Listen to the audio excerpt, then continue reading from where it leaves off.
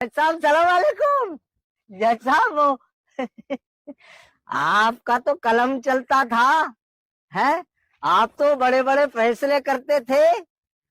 आप तो बड़े जज थे, नामवर जज थे।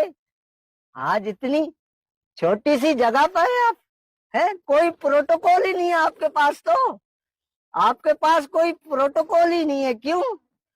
आप तो 10-10 गाड़ियां साथ लिए फिरते थे, आज यहाँ अकेले पड़े हैं। आज मुझे लगता है कि आप बहुत बड़े जज के पास आ गए हैं, किसी हकीकी जज के पास आ गए हैं, है ना? आप यहाँ भी जज हैं क्या? नहीं, मैं सिर्फ यहाँ पर अब मरहूम हूँ। मरहूम हो?